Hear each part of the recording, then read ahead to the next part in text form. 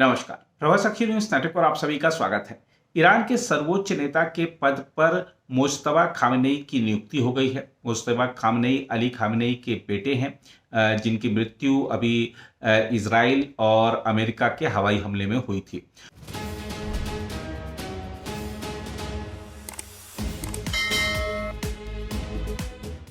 और आप देखिए कि मुज्तबा खामेनेई की नियुक्ति ये दर्शाती है कि अमेरिका ने ईरान में शासन बदलने के लिए जो अभियान चलाया था, बेंजामिन नेतन्याहू जो इजराइल के प्रधानमंत्री हैं, जिन्होंने खामेनेई की सत्ता उखाड़ने के लिए ये अभियान चलाया था, वो अभियान लगभग एक तरह से ध्वस्त हो गया है, क्योंकि खामेनेई के बेटे उसी पद पर आ गए हैं जिस पर पिछले 3-4 दशकों से उनके पिता काबिज थे।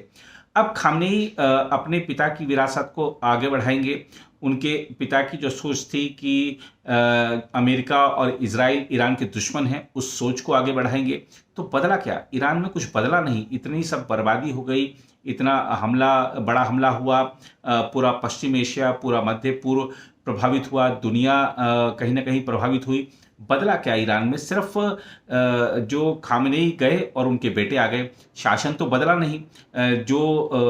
जिन लोगों को डोनाल्ड ट्रंप शायद ईरान की सत्ता सौंपना चाहते थे, उनमें इतना दम नहीं है कि वो अब तक ईरान की ओर कदम बढ़ा पाए।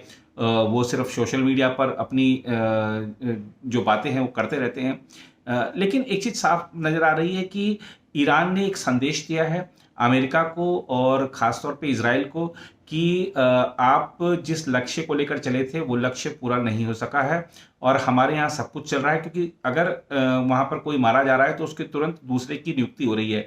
तो इसका मतलब ये है कि ईरान ने पहले से सोच रखा था कि वर्स्ट टू वर्स्ट केस में ये चीज़ें हो सकती हैं और हमको ऐसी स्थिति में ये काम करने हैं। तो रणनीति के हिसाब से जो भी व्यक्ति अगर जिसकी भी जान जा रही है तो उसकी जगह पर नियुक्ति दूसरी तुरंत हो जा रही है और वो काम को आगे बढ़ा रहा है। इतना सब कुछ हो गया है ईरान पर। आप देखिए कि उसके बावजूद ईरान का जो मिसाइल अटैक है, ईरान की जो ड्रोन अटैक्स हैं, वो लगातार वहाँ पर हो रहे हैं। ये सब तब है जब इजराइल ये दावा कर रहा है कि ईरान के आकाश पर हम काबिज हो चुके हैं। अमेरिका ये दावा कर रहा है कि जो ईरान का एयर डिफेंस सिस्टम है वो तबाह हो चुका है, उसकी मिसाइलें खत्म हो चुकी हैं। लेकिन ईरान लगातार प्रतिकार कर रहा है और जो अमेरिकी संपत्तियां मध्य पूर्व में हैं, खाड़ी में हैं, उसको लगातार निशाना बना रहा है। ये साफ दर्शा रहा है कि ईरान से पंगा लेकर अमेरिका और इजराइल ने कहीं ना कहीं गलती तो कर दी है, क्योंकि लड़ाई लंबी चलने वाली है। और लड़ाइयाँ आजकल जब शुरू होती हैं खत्म होती नहीं। हम देख रहे हैं कि रशिया यूक्रेन का जो युद्ध है 4 साल से चला आ रहा है। हम देख रहे हैं कि गाजा में जो लड़ाई शुरू हुई थी वो ठीक है कि उसमें विराम आया, लेकिन लगातार वहाँ से भी इजरायली हमलों की खबरें आती रहती हैं। और जिस तरीके से इजराइल ने मौके का फ़ायदा उठाकर अब लेबनान में घुस गए हैं, तो लेबनान भी आने वाले समय में गाजा की तरह तहस नहस नजर आ सकता है। वहाँ भी सिर्फ मलबे के ढेर नजर आ सकते हैं, लेबनान में भी, बेरूत में खास तौर पे।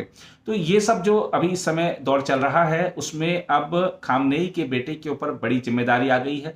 वो कैसे देश को संभालेंगे, वो कैसे जनता का विश्वास हासिल करेंगे, कैसे जो पश्चिम जो खासतौर पर अमेरिका और इजराइल है उनका मुकाबला करेंगे, इस पर अब सबकी नजरें बनी रहेंगी।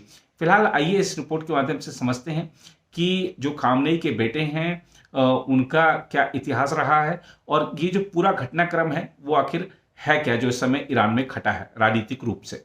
ईरान की राजनीति में बड़ा बदलाव सामने आया है। रिपोर्टों के अनुसार ईरान के पूर्व सर्वोच्च नेता अयातुल्लाह अली खामेनेई के बेटे मुज्तबा खामेनेई को देश का नया सर्वोच्च नेता चुना गया है। बताया जा रहा है कि ईरान की शक्तिशाली धार्मिक संस्था असेंबली ऑफ एक्सपर्ट्स ने उन्हें इस पद के लिए चुना है। 56 वर्षीय मुज्तबा खामेनेई लंबे समय से ईरान की सत्ता संरचना में प्रभावशाली माने जाते रहे हैं और उन्हें अपने पिता का संभावित उत्तराधिकारी भी माना जाता था। हालांकि उन्होंने अब तक कोई बड़ा सरकारी पद नहीं संभाला, लेकिन माना जाता है कि ईरान की कई राजनीतिक और सुरक्षा संस्थाओं पर उनका प्रभाव रहा है। रिपोर्टों के अनुसार अयातुल्लाह अली खामेनेई के निधन के बाद देश में नए सर्वोच्च नेता के चयन की प्रक्रिया शुरू की गई। ईरान के संविधान के अनुसार सर्वोच्च नेता के निधन या पद खाली होने की स्थिति में अस्थायी तौर पर एक अंतरिम नेतृत्व व्यवस्था लागू होती है, जिसके बाद स्थायी नेता का चयन किया जाता है। इस दौरान देश की प्रमुख धार्मिक संस्था असेंबली ऑफ एक्सपर्ट्स नए सर्वोच्च नेता का चुनाव करती है। इसी प्रक्रिया के तहत मुज्तबा खामेनेई को नया सर्वोच्च नेता चुना गया। बताया जा रहा है कि ईरान की असेंबली ऑफ एक्सपर्ट्स 88 सदस्यों की एक शक्तिशाली धार्मिक संस्था है जिसका काम देश के सर्वोच्च नेता का चयन करना और उनके कामकाज की निगरानी करना होता है। यह संस्था इस्लामी गणराज्य ईरान की राजनीतिक व्यवस्था में बेहद महत्वपूर्ण भूमिका निभाती है। रिपोर्टों में यह भी कहा गया है कि इस चयन प्रक्रिया में ईरान की शक्तिशाली सैन्य संस्था इस्लामिक रिवोल्यूशनरी गार्ड कॉर्प्स यानी IRGC का भी प्रभाव हो सकता है। हालांकि इस संबंध में आधिकारिक तौर पर विस्तृत जानकारी सामने नहीं आई है।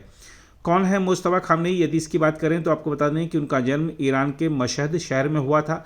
वह अयतुल्ला अली खामेनेई के दूसरे बेटे हैं। उन्होंने धार्मिक शिक्षा प्राप्त की और कोम शहर के इस्लामी सेमिनरी से जुड़े रहे। विश्लेषकों के अनुसार मुस्तफा खामनेई अपने पिता के कार्यकाल के दौरान पर्दे के पीछे रहकर कई महत्वपूर्ण राजनीतिक और प्रशासनिक फैसलों में प्रभाव डालते रहे हैं। उन्हें ईरान के धार्मिक और सुरक्षा तंत्र के साथ मजबूत संबंध रखने वाला नेता माना जाता है। 2009 के ईरानी राष्ट्रपति चुनाव के बाद हुए बड़े विरोध प्रदर्शनों के दौरान भी उनका नाम चर्चा में आया था। उस समय सरकार के समर्थन में कठोर कार्रवाई को लेकर उनका प्रभाव बताया गया था। मुस्तफा खामनेई के सर्वोच्च नेता चुने जाने की खबर के बाद इस फैसले को लेकर बहस भी शुरू हो गई है। कुछ विशेषज्ञों का मानना है कि 1989 की इस्लामी क्रांति के बाद ईरान में राजशाही खत्म की गई थी, इसलिए सत्ता का एक ही परिवार के भीतर स्थानांतरण विवादास्पद माना जा सकता है।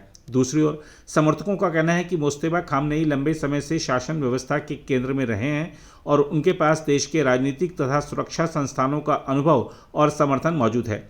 यह घटनाक्रम ऐसे समय पर हुआ है जब मध्य पूर्व में तनाव लगातार बढ़ रहा है और ईरान कई अंतर्राष्ट्रीय चुनौतियों का सामना कर रहा है।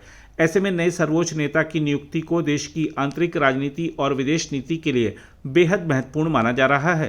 विशेषज्ञों का मानना है कि मुस्तफा खामनेई के नेतृत्व में ईरान की नीतियों में कुछ बदलाव देखने को मिल सकते हैं, खासकर अमेरिका और इजराइल के साथ संबंधों को लेकर। आने वाले समय में यह देखना महत्वपूर्ण होगा कि उनके नेतृत्व में ईरान की घरेलू और वैश्विक रणनीति किस दिशा में आगे बढ़ती है। अगर आप भी लेना चाहते हैं देश दुनिया की तमाम जानकारी तो आज ही सब्सक्राइब करें हमारे चैनल को। साथ ही नीचे दिए बेल आइकन को जरूर दबाएं ताकि हर अपडेट आप तक पहुंच सके।